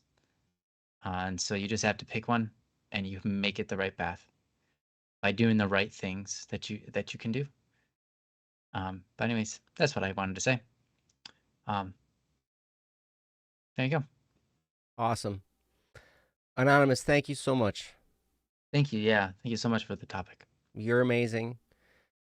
And you can make it happen. Whatever you decide, make it right. And like Ryan said, your heart's in the right place. You're considering this. This is tugging at your heartstrings, which tells me you're a compassionate person. Mm-hmm. You care about your child.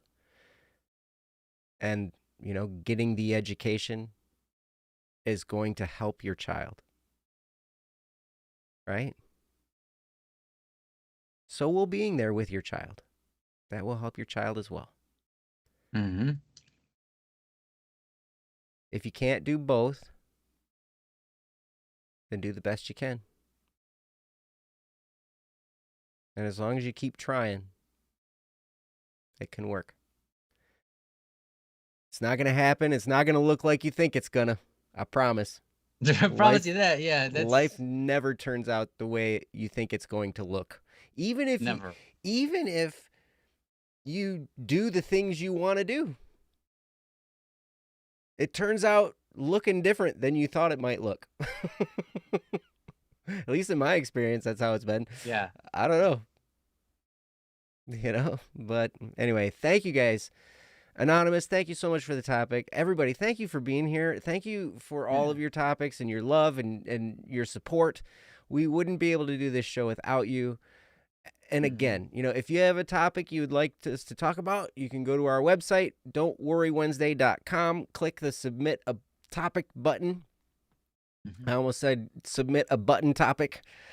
That would have been fine too. Yeah, that would have worked.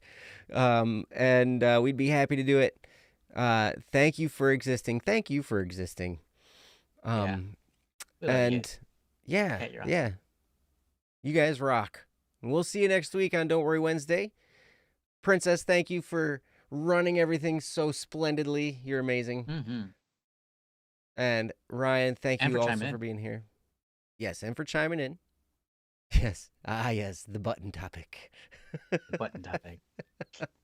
Don't submit a topic about buttons, please. We don't need the button topic here on this show. That one kind of pushes my buttons a little. Sorry. Okay. Anyways, I'm done. My goodness. All right. Well, but that was enough. It was Well, perfect. let's sew ourselves back together here. And Okay, I said it was enough. Oh, come on. Thank you, Princess. Oh my. That was good. That was pretty good. You didn't even use the word button, but it was good. Still was a good pun. You guys are awesome. Thank you guys for being here. We'll see you next week on Don't Worry Wednesday. Until then, have a great week. We love you guys. Bye-bye. Bye now. Peace.